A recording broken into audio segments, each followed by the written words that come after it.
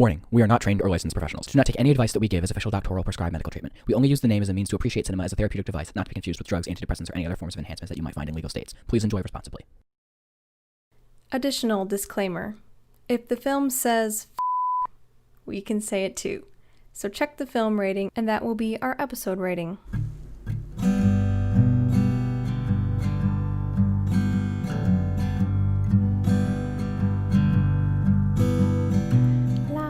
La la la la la la la la la la la la la la. This is Halloween. Welcome to Halloween. It is. Welcome to Halloween.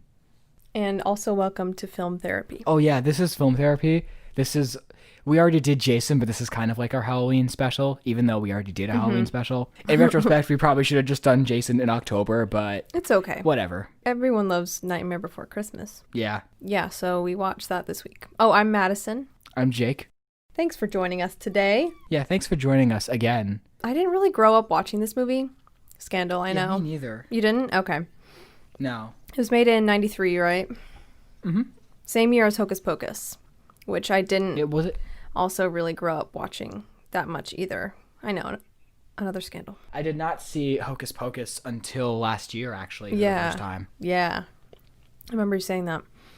Mm-hmm. It's still really good. This one I did see. Yeah, I like both of them.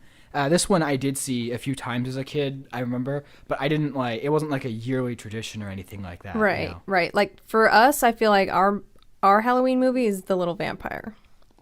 Oh yeah. Wait, why didn't we do The Little Vampire? Because we're going to do it probably in a few months. Yeah. Just to bring back the Halloween spirit.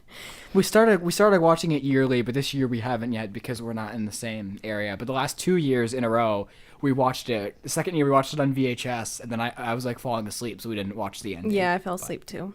But it's such a good movie. I love that one so much. Mm-hmm. I watched that because it used to be on Disney Channel or something, and I would watch that all the time. Mm-hmm. That was a good one. Yeah. And also Halloween Town, which there's 4 of them. Oh yeah. Mm-hmm. Those were fun. We did a watch of all. Imagine if we had done that for Film Therapy. That would have been so fun. Yes. I was so angry. So we watched them all sometime last fall, I guess it was. Yeah. Or last winter. Was it really? It had to be, ago. yeah. Oh my gosh! Wow. And then I got them all for Christmas that year on DVD, so I have them all, even though now they're all on D+. Yeah, same. What happened was I had the first 2 on DVD from years and years ago, and then we went to Best Buy and tracked down the second 2. How many Best Buys did we call to see if they had it? And they're like, "What are you looking for?" We called 3 Best Buys. Yeah, so we called 3 Best Buys, and then I said, "Hey, do you have Halloween Town High?" And then they're like, "Wait, what are you looking for?" I'm like, what?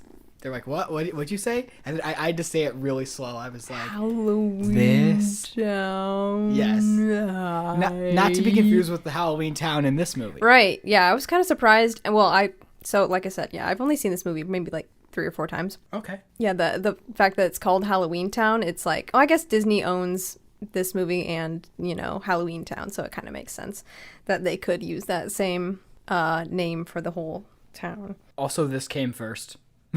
That's true. Yeah, that's true. Yeah. Yeah, for Halloween Town, I was surprised that they would just use that. But why didn't they call it Halloweenville or something? Because, I don't know. Halloweenville. That's what the 5th one can be called. Halloweenville. Halloween Town 5, Halloweenville. Pueblo de Halloween Town.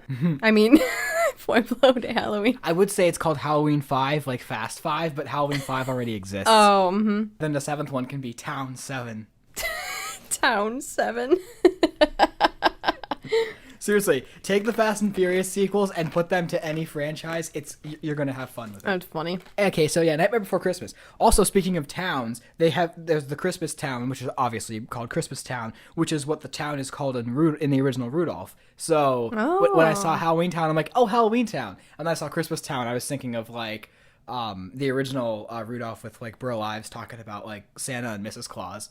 Okay, yeah. Because in the very beginning of that movie, that's what he says. It's like, oh yeah, Santa and Mrs. Claus live in Christmas Town, and they spend their time Christmas talking Town. about the weather. Yeah. And then it cuts to a scene of them like eating and having dinner and just talking about whatever. Oh my gosh. We should watch Rudolph during Christmas. Yeah, Just, I like, haven't seen that the in so long. I don't know if I watched it last year or not. It might have been 2 years since I've seen it. Yeah. And then there's also Frosty. Mm-hmm. Frosty. Those How many are the two I watched. are those, like, those types of movies? Are there, like, of that same universe or whatever? I'd have to look it up, but I know there's Rudolph and Frosty. There's Santa Claus is Coming to Town. There's Jack Frost, Little Drummer Boy. There's a few. Yeah. And then there's also sequels to most of them. Wow. And then there's one where they all come together and it's like Infinity War or something. So it honestly is a cinematic universe because they'd always air most of them on ABC Family. And then they had one where it was like Rudolph meets Frosty, and then like oh my gosh, Santa's in it, obviously. Mashup. And then Jack Frost is there, and then like all the side characters from like the other specials show up. How fun. And talking about that makes me miss ABC Family being called ABC Family. I know. And having the square TV and seeing 25 Days of Christmas. I know. Which is still a thing, but like they change it because different people own different channels own different specials. So sad.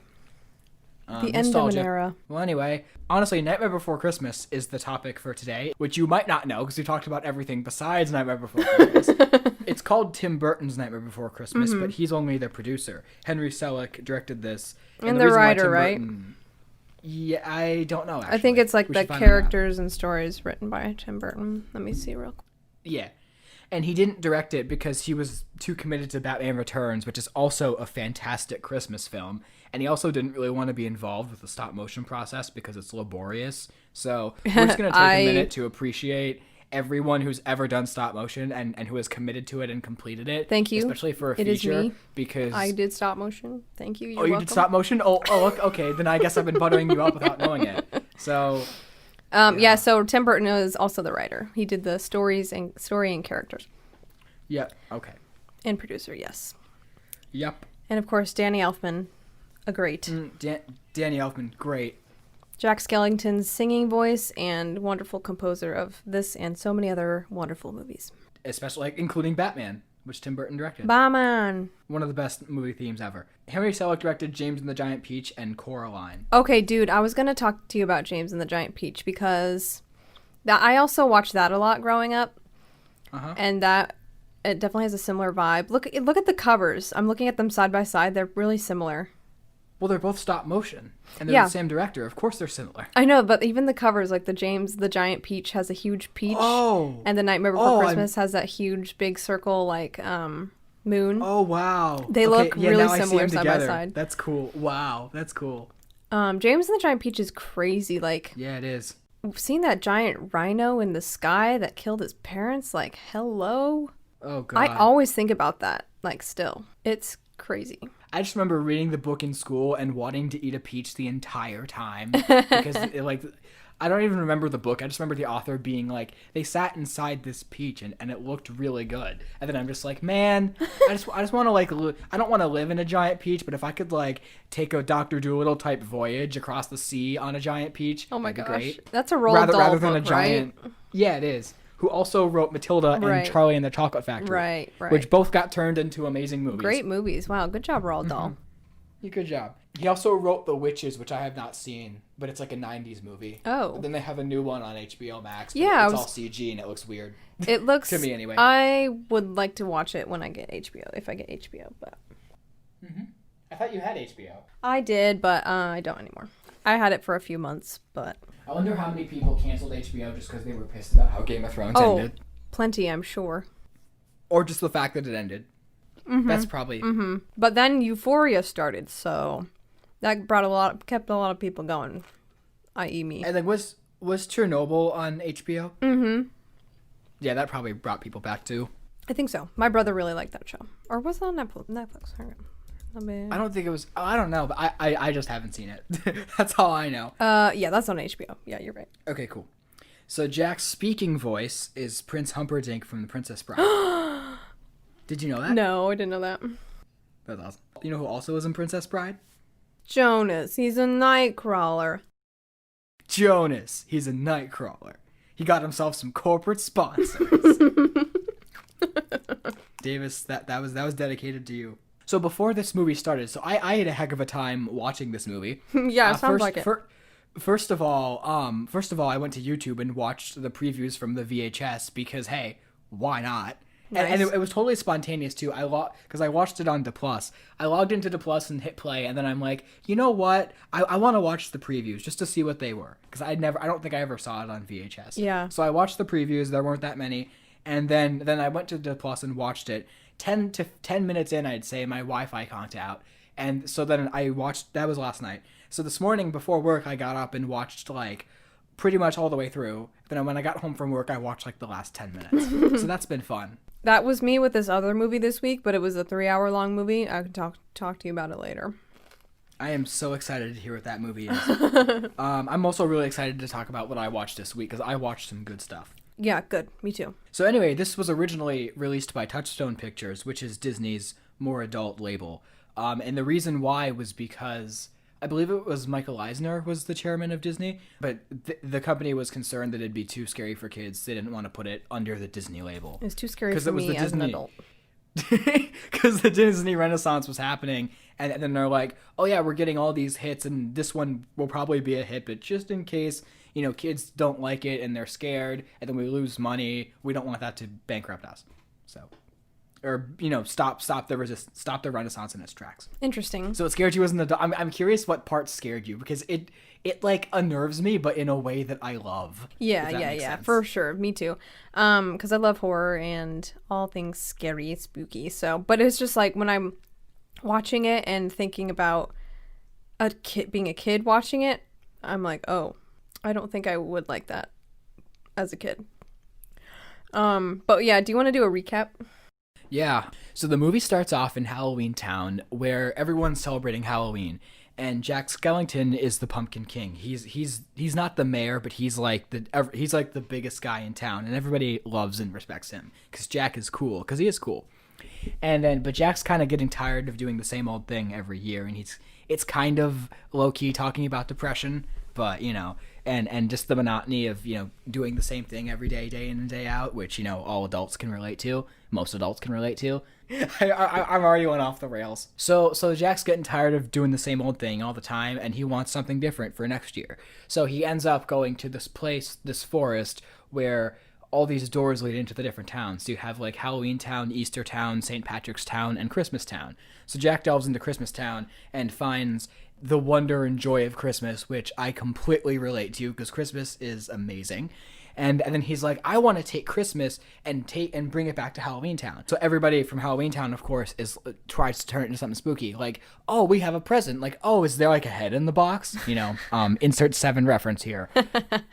But then Jack is still determined to make Christmas work. So he sends these 3 kids that he knows to go off and kidnap Santa, which they do. The first time they get the Easter Bunny, which is hilarious. But then they get Santa right the second time.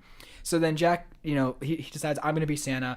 And the whole time, this friend of his, his friend Sally, says, Jack, you probably shouldn't be messing with Christmas because it isn't your holiday, and I just feel like something bad's going to happen because she got a premonition. But then Jack doesn't listen. He's like, oh, don't be silly, Sally. I can do this. I can make Christmas my own. And of course, when he goes to Christmas Town and starts giving presents to kids in the vein of Santa, they're all creepy presents, and all the kids get freaked out, and all the adults get freaked out, so they turn on searchlights and shoot Jack down, and then Jack comes to his senses and realizes that, he's got to save Christmas and Halloween.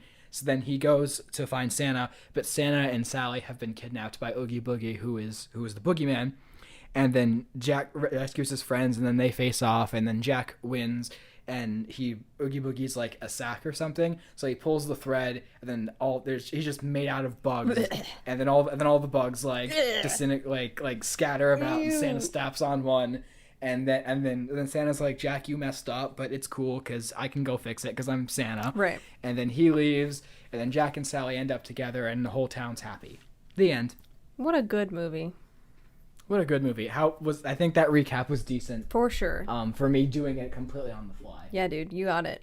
So Sally is like this Frankenstein type creation made by a mad scientist. That scientist freaked me out. Like he was creepy. He's weird.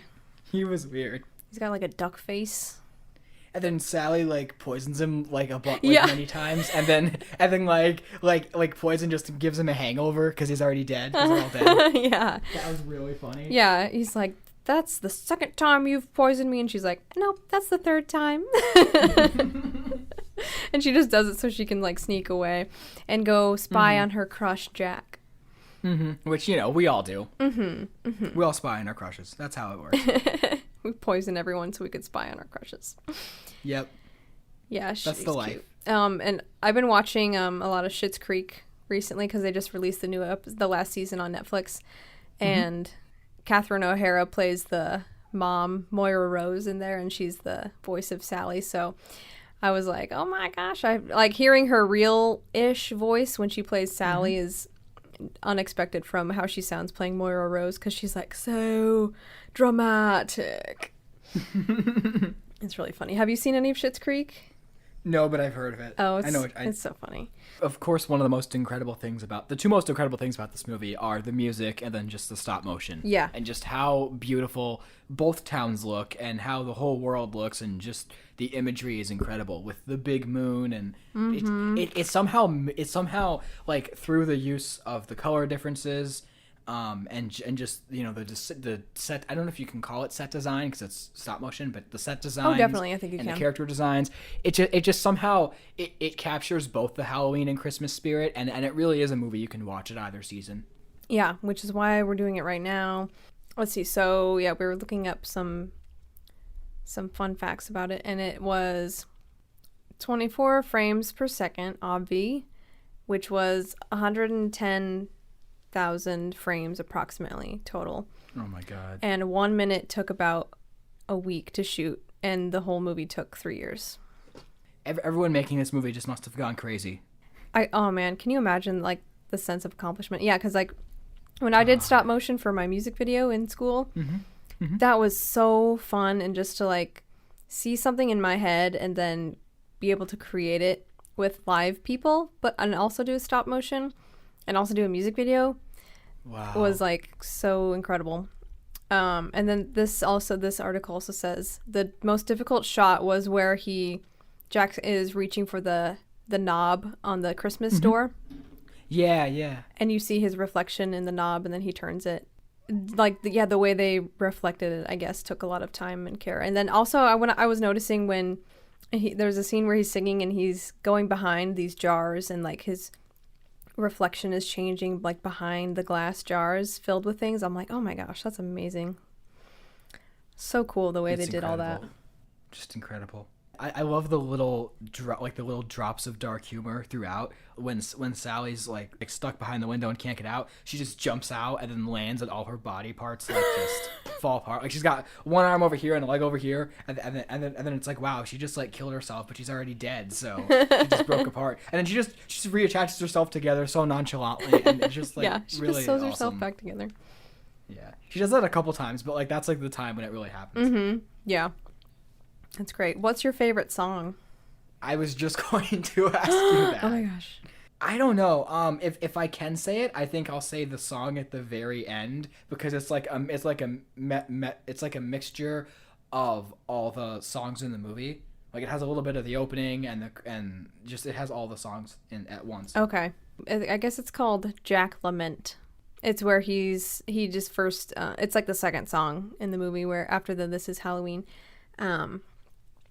where he's like, I'm so bored of doing Halloween. I was thinking it's the one when he's like when his sleigh crashes and then that one. No, this is the one where he goes in the graveyard and stands in front of the big moon and everything and sings. It's so good. That's such a good song. Yeah, I love the I want to sing it right now. Sally's song is good too. Yeah. Whatever it's called. Call it Sally's song. Yeah, that might be actually what it's called.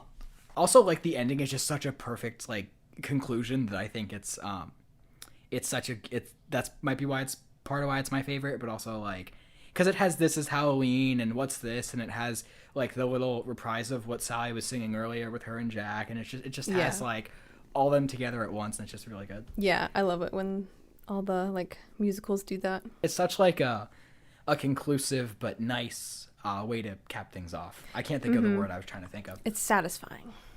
Yeah, satisfying. One joke I noticed, a visual joke I'd never picked it up before, when the like radiocaster, whatever's like, "This is just in, Santa's back." You know what this shot I'm talking about? Yeah.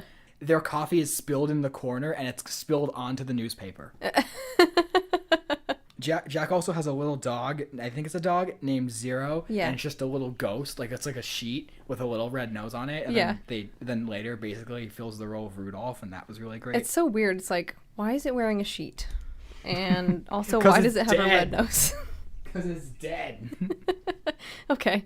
Well, yeah, and I've seen some fan theories be like, this is actually the main guy from The Corpse Bride and his little dog, like several centuries later, you know? Which I also grew up watching Corpse Bride a lot. That was one of my favorites.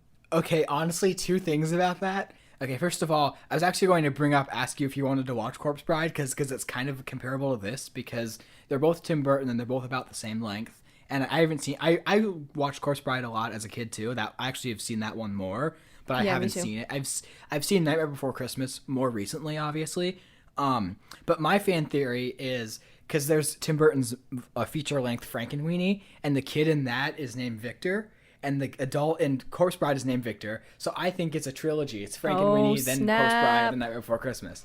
Oh snap! But then my question is which one's Sally? Is Sally the Corpse Bride or the other girl in the other woman in Corpse Bride? Like the Victoria. Who knows? Yeah, Victoria. That's her name. Is she Victoria or the Corpse Bride? Or neither? Maybe neither. Maybe it's been so long that he's moved on to Sally. And well, I guess because Sally was a creation of the evil doctors. Oh yeah, yeah. Good point. But that's a really good theory, though. I'm glad you brought that up. So now we have a new headcanon trilogy, but this one actually makes sense. Like,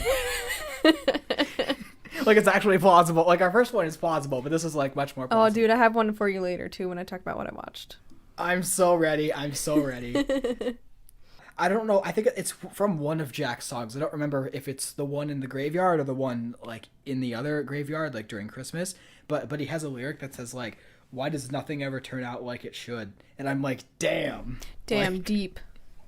So true. Spitting the truth, Jack. Mm-hmm.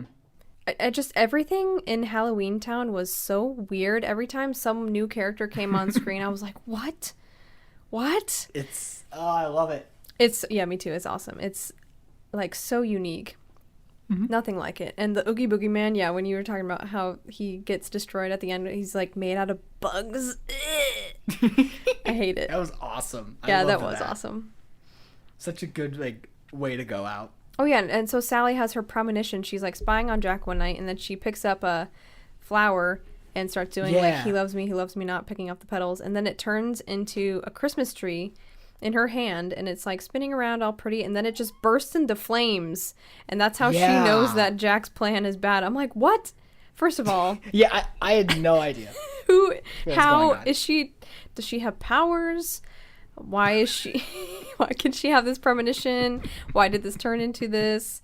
And then how did she, like... I mean, to me, I didn't really make that connection that that's what that meant, like that his plan was going to go bad. I just figured it was like, this is Halloween Town. It's not where Christmas is meant to be, which I guess makes sense because Jack is in Halloween Town and he's not supposed to be in Christmas Town. Right, yeah. So he shouldn't be messing with Sandy Claus. I love that they call him Sandy Claus, yeah, too. That's so weird. Santa, like, also is just like really forgiving real quick. Like Jack's just like, Santa, I'm sorry, and then Santa's like, Jack, you messed up, but I gotta go take care of these kids, so I'll see you later. It's fine. Let me do my job. Move over. Santa's coming now. It's a really short movie too. It's only without credits. It's only like 72 minutes or something like that. I just love the final shot so much. Like the visuals just so pretty because it's like that spiral hill. And then Jack and Sally are on top, and the dog's flying by, and the big moon's in the background. It's just so pretty, and it's so fitting, and it's such a great ending shot. Yeah, it's a great parallel to earlier which is on the poster, I think, of Jack on the hill earlier in the movie.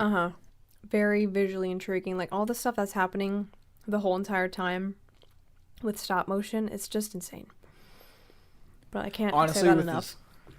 Yeah, me neither. Me neither. It's just so crazy to imagine that people took the time to make it, and then what they got out of it was this movie that just has, so many like every generation since then just is aware of it, and it's just kind of like a classic for multiple holidays. I mean, how many movies can you say are a classic for Halloween and Christmas? Like that's so rare, and their hard work really paid off, is what I'm trying to say. For sure. What did they have before 1993 without Nightmare Before Christmas and Hocus Pocus?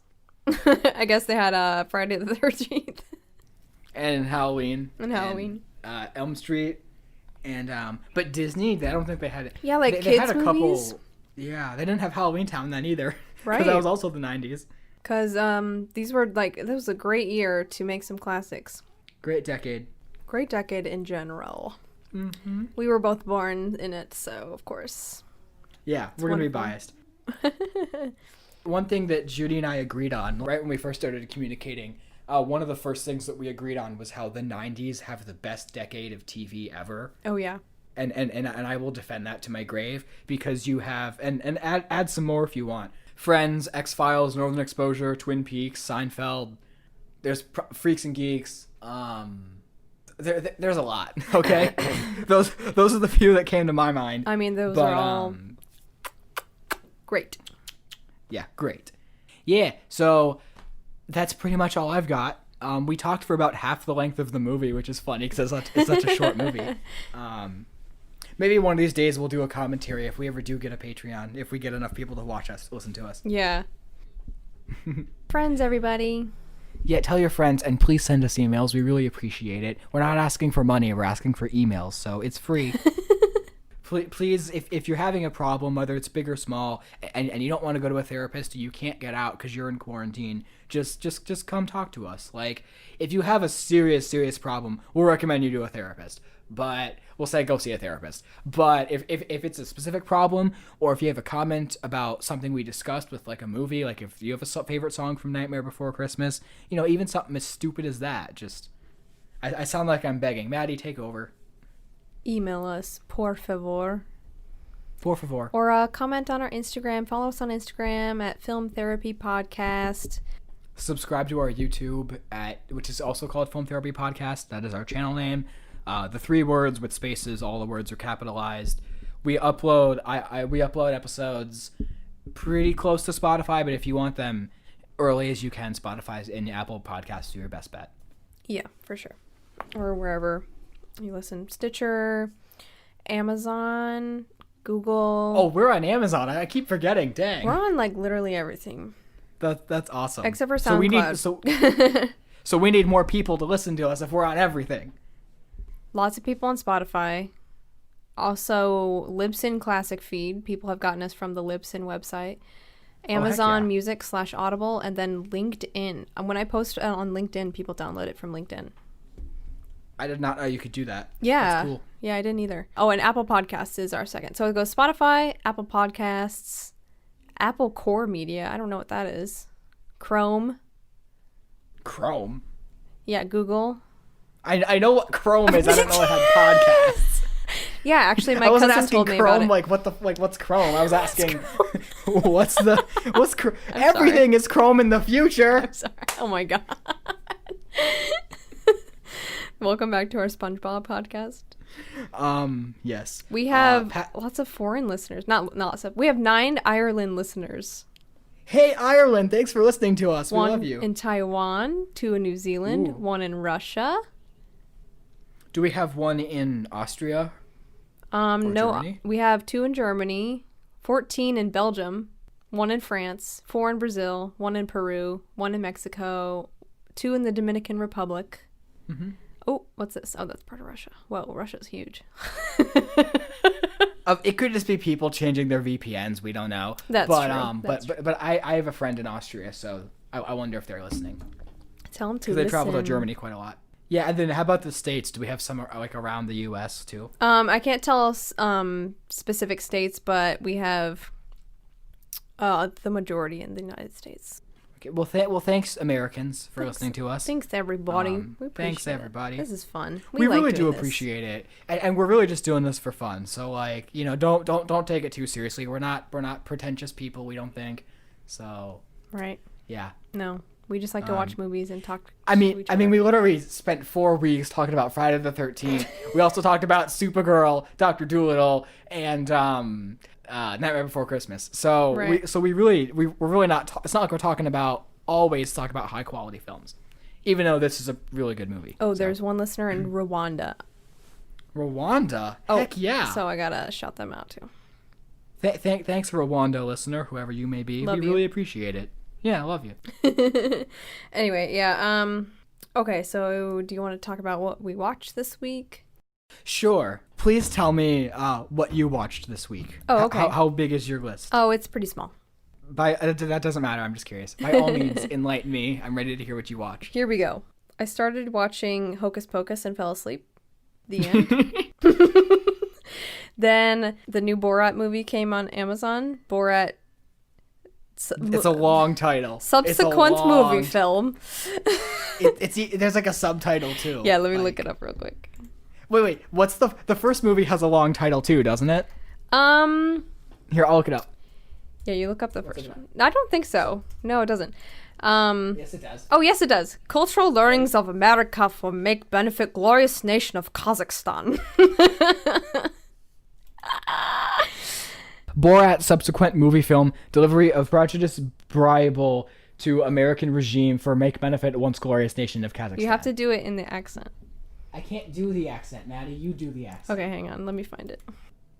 Wait, so it says on screen as his plans change, the title changes. That's funny. That's so funny. Oh my gosh. Did you notice that? Because you watched it. Wait, so what is it? Okay, so it says initially titled on screen, and then it says, so the multiple titles pop up as Borat changes his plans, like, during the plot. Oh. Apparently. That's what it says. Oh. I don't know if you noticed that. I didn't notice that, but that's amazing. Okay, here we go. Anyway, sorry, what's the title? Borat subsequent movie film.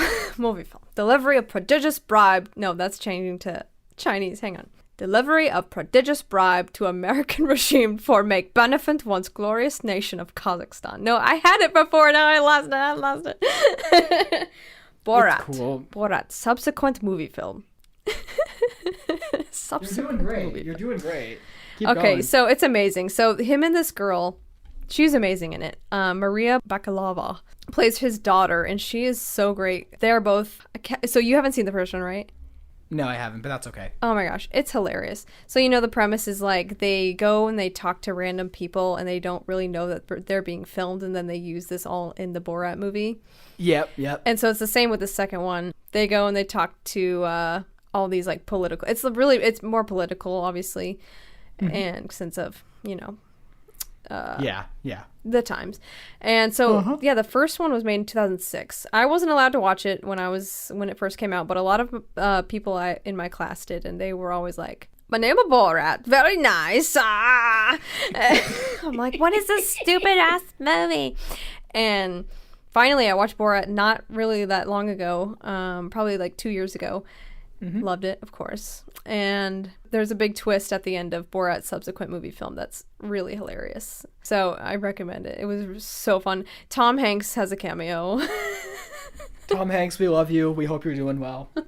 Tom Hanks is honestly good in every film he's in. I've never seen him give a bad performance. Oh yeah, no. Not at all. So after that... That's cool. That's really cool. It was fun. It was very fun. We watched this movie called Kingdom of Heaven. I've heard of it. I have not seen it. It stars Orlando Bloom and also Liam Neeson and the guy who plays Lupin in Harry Potter. Okay. He's in there for a little bit. It was crazy. It was really good. We watched the director's cut, so it was 3 hours long. I was just about to ask you which cut you watched because I've heard the director's cut is like way better. So yeah, so is that why you watched it? Noah said he had seen the regular version the years ago. version? The what?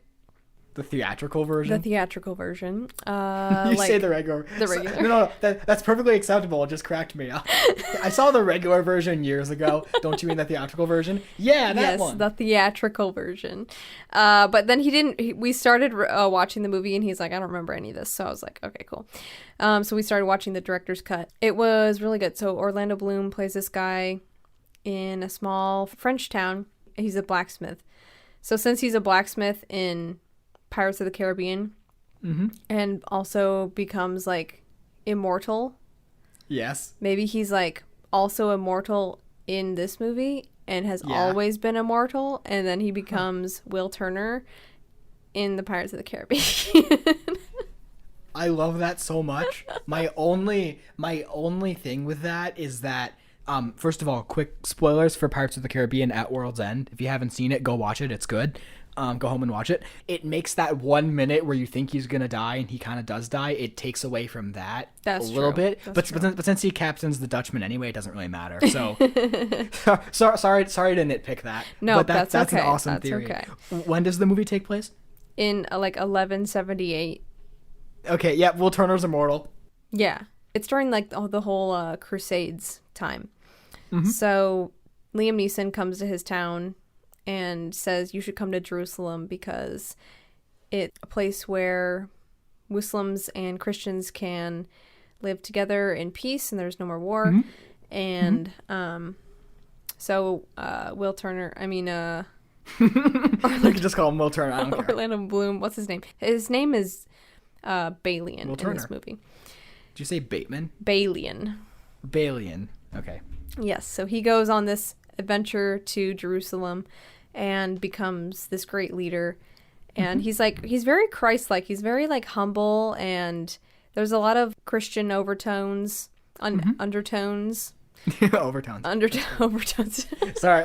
I just keep correcting you in the most minor ways. You know what overtones are in music? Like when you play the saxophone, you can like make an overtone. That's what I'm thinking of. Yeah, I think I know what you mean. So lots of well, I mean, it's not really undertone. It's just basically the theme is like Christianity and like a religious war during the Crusades and everything, and like what's right and what's wrong, because all these people are just fighting because, quote, God wills it, and what?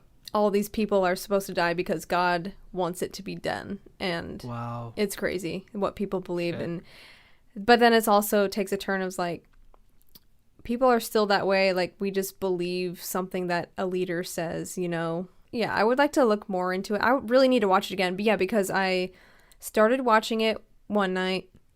We watched like an hour and I got really tired and was going to fall asleep. So then we watched another hour the next night and then I got really tired and was going to fall asleep. And then I watched another hour the next night and was really tired and was going to fall asleep. And then I watched the next, like the last 20 minutes the next day. So I finally finished it. That's awesome. That's so awesome. But so I wish I could have watched it all in one, but we rented it, so we didn't have that much time to watch it again. But it was really good. Lots of cool action. The editing was a little weird.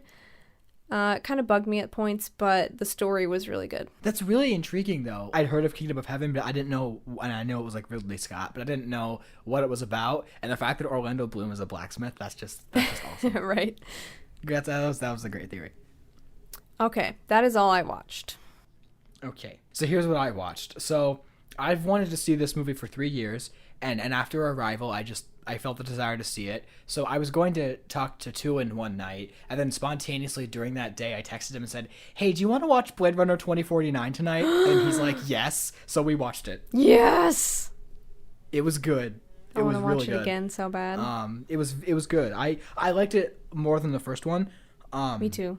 And just visually alone, it's incredible. It goes beyond words. That's why it's visuals. But it's just such a visually beautiful film.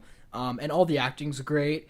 And there was like the plot line from the first movie between Harrison Ford and his girlfriend Rachel.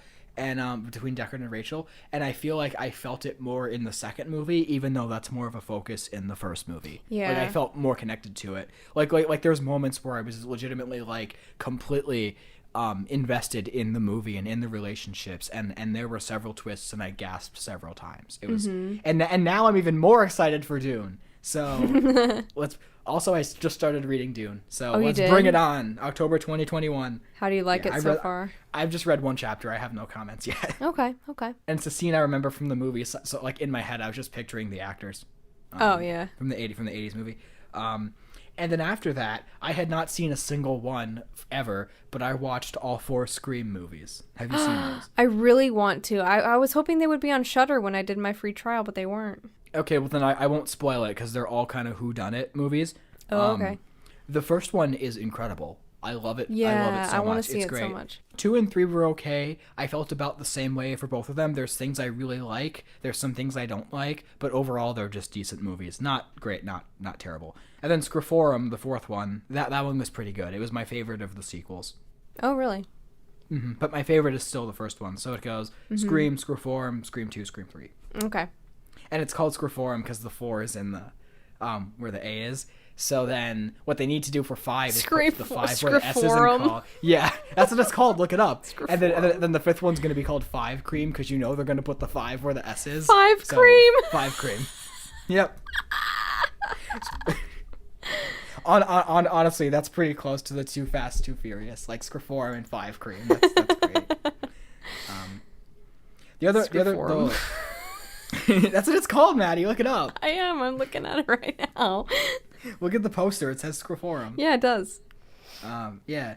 So then I also watched a movie with Brad Pitt and Anthony Hopkins called Legends of the Fall, but I could not get into it. Have you seen it? I've heard of it. I think my parents have that on DVD. Honestly, it's a really well-made movie. It's just not my kind of movie because it's a war and a Western and a period piece. And I'm like, those are the 3 genres I can't get into that just aren't for me, whether they're good or not. Like Saving Private Ryan, great movie. I thoroughly enjoyed it. But despite it being horrific. But like most war movies, I'm like, that's just not me. I just tune out of it just because that's just, I just can't. And then the last movie I watched was the first Trainspotting with Ewan McGregor. What'd you think? And that was really good. I need to see that. I think I would really like that one. I'm planning to watch the second one soon, but the first one was really funny. It was a little bit like crazy and there were a couple moments when I'm like, okay, that's kind of like really odd, but overall it was really, really funny. Awesome. I thoroughly enjoyed it and I feel like you would too. Starting film school, I think people have told me to watch that it would be like something I would like, but I still haven't. Well, if you do watch it, let me know what you think. I'm getting that confused with Sideways. Oh, I really want to see Sideways. I've heard that one's great too. So Trainspotting has Ewan McGregor and Sideways has Paul Giamatti, right? Sideways was made in like the 2000s, I think. Oh yeah, 2004. Okay, wow, what a good list you had. So for next week, I wondered if you wanted to do either Corpse Bride or Sleepy Hollow. Ooh. Because Corpse Bride I want to rewatch, and yeah. it's kind of spiritual to this, and then Sleepy Hollow I haven't seen and I want to see, so I'm fine. I just watched Sleepy Hollow, so maybe we could do kind of like both. Like if you wanted to watch both, and then we could talk about. I'll watch Corpse Bride, and then. Okay. And then I can still talk about Sleepy Hollow since I just watched it. Okay. Yeah. So next week is Sleepy Hollow and Corpse Bride. That is your prescription for next week. Yay. Happy Christmas. We're just going to be a little late with everything, but, whatever. Wait, is Sleepy Hollow a Christmas movie? No. Oh. It's like they're both Halloween movies, but okay, spooky-ish movies, So. Because I've heard like Edward Scissorhands is a Christmas movie, and that's also one I want to see, so maybe we'll do that during Christmas. Okay. Have you seen it? Did you like it? I have seen it, yeah, but I would definitely rewatch it. I think I've only seen it once. Yeah, so that's what we're going to do next week. So thank you for your listening to this episode of Film Therapy. It was really fun rewatching this movie and I knew all the songs. So like when they showed up, I'm like, oh, it's this song. Oh, it's that song. Oh, good. Yeah. It's just such a fun movie. It is. So yeah. Go home and watch Corpse Bride and Sleepy Hollow to continue this Tim Burton-a-thon. Hopefully you voted and hopefully the world's not ending right now. Hopefully we'll see you. Well, we will see you, but hopefully it'll be uploaded for Corpse Bride and Sleepy Hollow. We'll see you next week. Yes. If we're still around then. Take care, everyone. Take care. Have a wonderful evening, or morning, or afternoon.